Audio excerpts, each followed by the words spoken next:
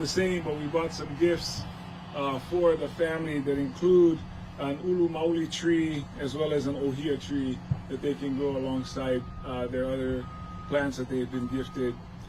For those who don't know, the ulu mauli tree symbolizes growth, sustenance, and family prosperity. And of course that embodies the traits of sustainability and interconnectedness. The ohia tree represents strength and perseverance, which we know this family embodies, and they will thrive through any challenging environments and again provide the mana that they will need to again move forward. And again, on behalf of the county, we're just so grateful they've allowed us to come here at their personal time to allow all of us to come and share this moment with them. Again, my congratulations to them, their extended ohana, and all of you who had a role in this. Mahalo. Mahalo, Mayor. Next up, I would like to call up our lovely family, Miss Ariel and Mao Lauhi. Ahi.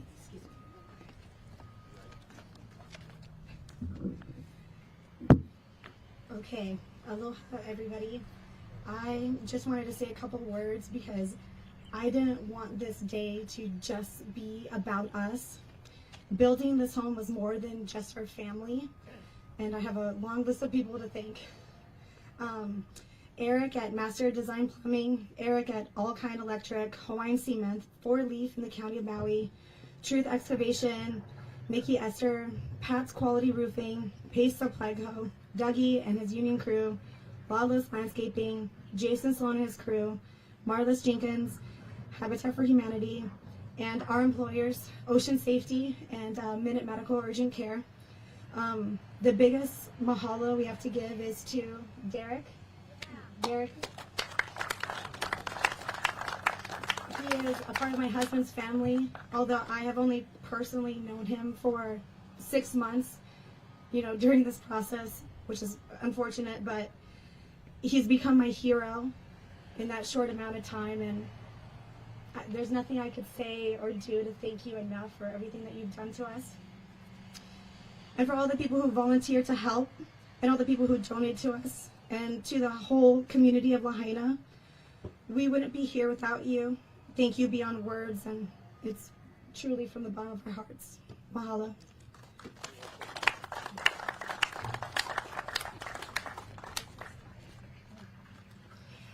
At this time, we'll quickly open up for a few questions from the media.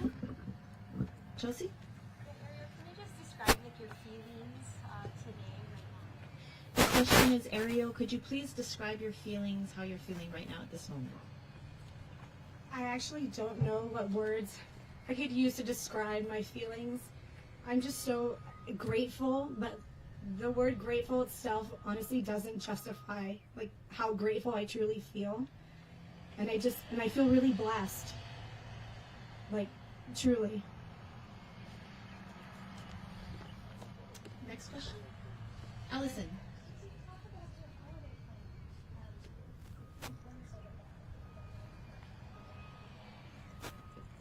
The question is to please tell us about your holiday plans. What do you have coming up?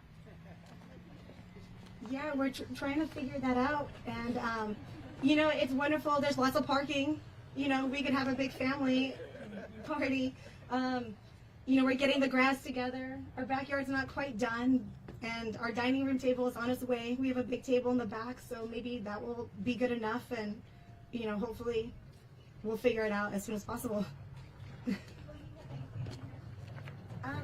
We're thinking about it, so I think we're figuring that out, yeah, most likely.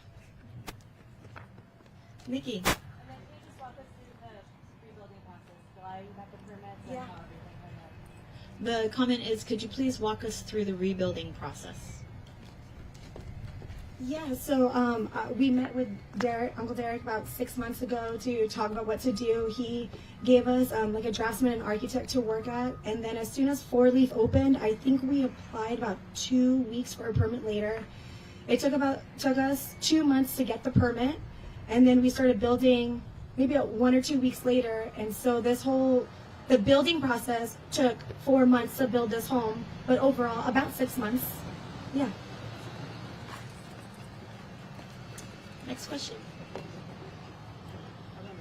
questions. I just would like to congratulate you from the bottom of our hearts. Awesome. At this time, I'm sorry, go ahead, Allison.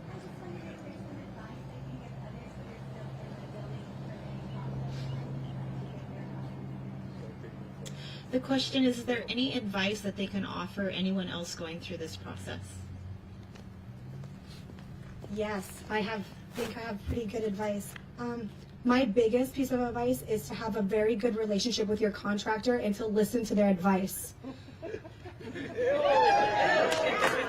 Because it works. They know better than us, right? So, that good establishment and good rapport with your contractor, with your electrician, your plumber was a pivoting point to all of this.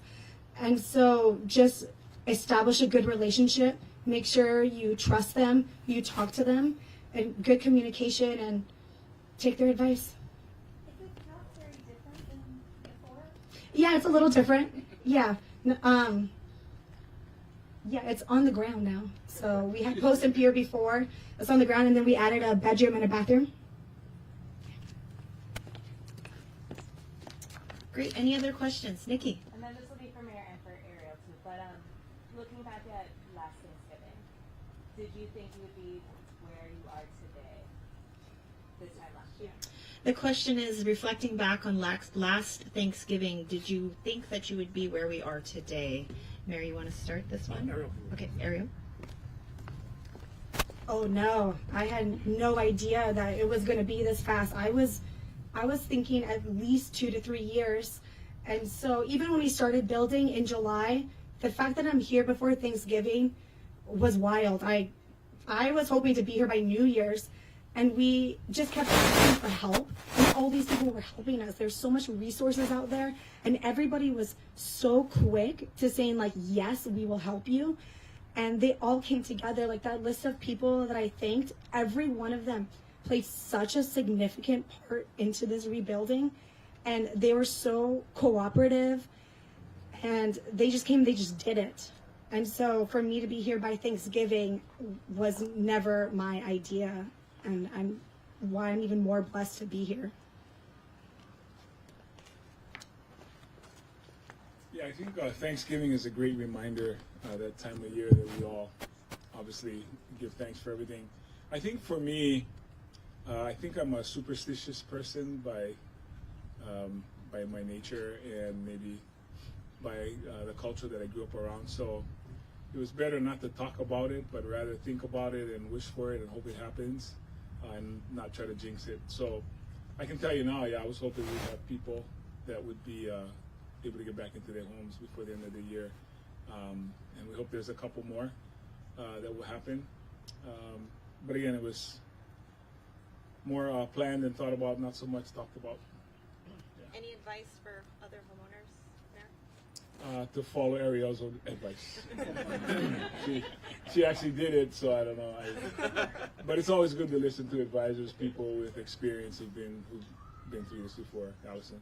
Do you know how many of the homes that are in construction now might be able to finish before the end of the year? And the other thing is, I keep hearing that we're farther ahead than a lot of other mega fire communities. Can you talk about that?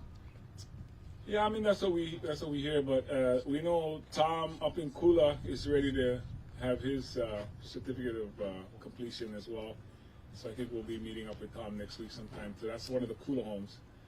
We know there's other homes here. You can see for yourselves how far along they've come, and so I don't know what else they're waiting on, but hopefully at least one more before the end of the year in this neighborhood.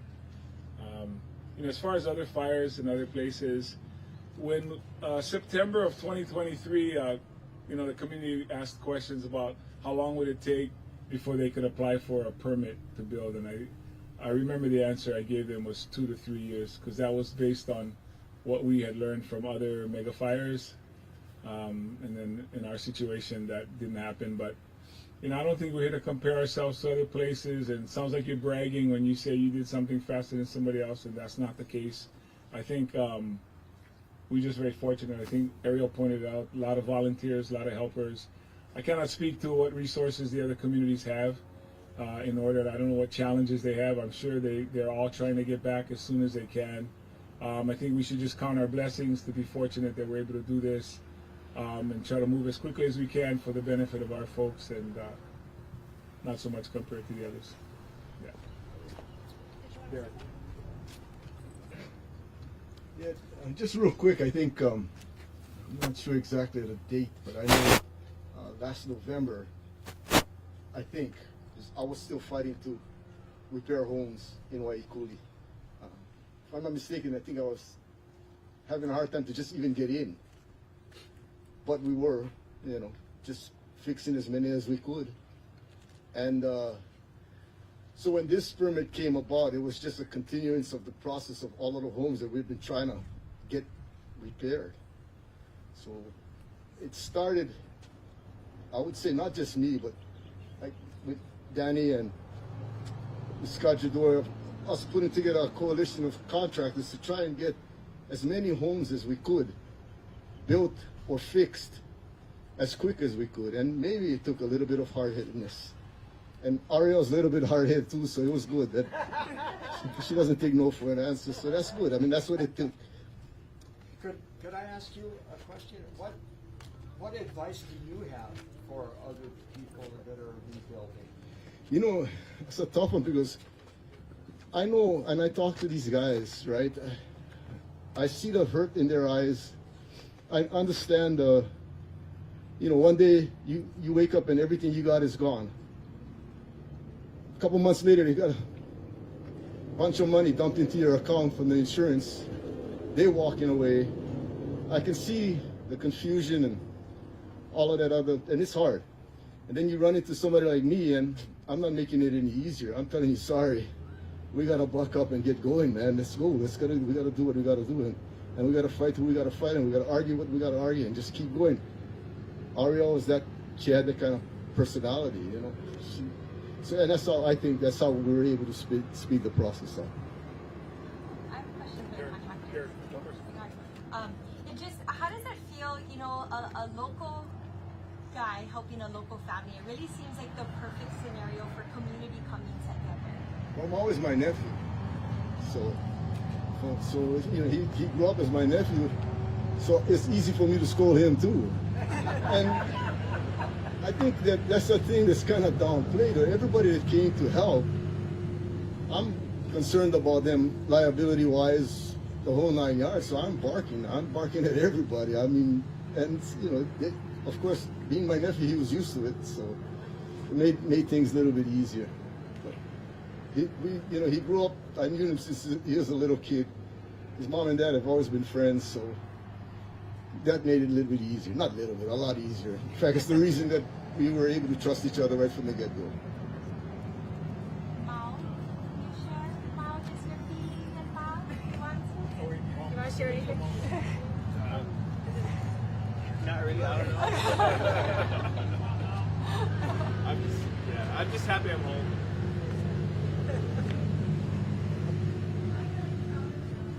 Yeah. I'll say something about that. I'm so lucky. He was here before work. He was working on the house after work. Every day that we were off, he was here. Even when there was no lights in the house, I think he'd been here since like 10 o'clock at night, just working on the house. He would leave Paia at 5 a.m., come and do a dump run before he had to go to work. And so he put a lot of work into this, and yeah, I think that's what he's going to say. He's probably too tired.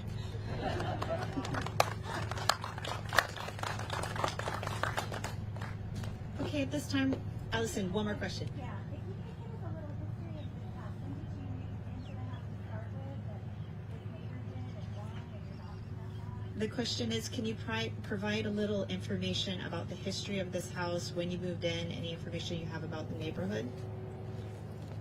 Yeah, this is an easy one. So this is a workforce housing development, and we went through Habitat for Humanity, and so this is the second time we worked along contractors to actually build a house. So yeah, I'm only 31 years old, and this is the second time I've had to do this as a first-time homeowner. But we worked with them originally, and we built all of our neighbors' homes around here. It's around here, but we did it as a family together. So we've done this once before, which was a bit helpful for us to do it a second time. And this is Habitat for Humanity. They're just so great. They've been so great throughout this whole process. And I was also really lucky to have them because a lot of people don't have the support from, you know, their lenders or anything like that. But Matt was, Matt was the first person to get in contact with me on the night of the fires. And so that support alone, I feel really lucky to have because I don't know if anyone else has that, actually. So thank you. And then the second time is, you know, with Uncle Derek, which we were very thankful. 2019.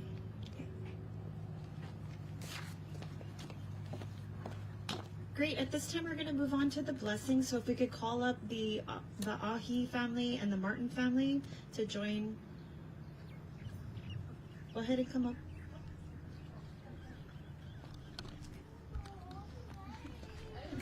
The willing members. And at this time, it's my honor to introduce. That's okay. It's my honor to introduce Kumu Molitao, and he Kapono'ai Molitao, and he's going to perform the blessing for the Ohana. Oh, my mom just put it on. There's the dad. It's right here. Dad's right here. Oh, yeah. My mom just put it there.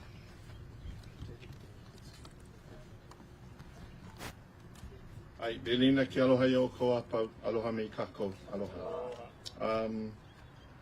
As I was hearing the names and reminded about individuals that make deep impressions on our world, and I couldn't help but be reminded by the names of like Mau Piailug and those that have made amazing impressions about our navigators here in Hawaii. And with the Ohana that are navigators and with the Ohana that are Wa'a people, those names are very, very important to this particular day. And we look at this home as like a hoku pa'a, as a North Star that when everybody drives by now, it's that beacon of hope. It's that beacon of a reminder that there's new growth. That beacon of a reminder that we continue to be holokupono, be steady on the pathway. And so, mahalo ya oko ohana, and I'm going to ask if you go by the door, we will go ahead and begin the blessing. I will ask for everybody here that I was told that cycloptic lenses are not needed in blessings. So I will ask respectively that we honor that time for the ohana. Mahalo.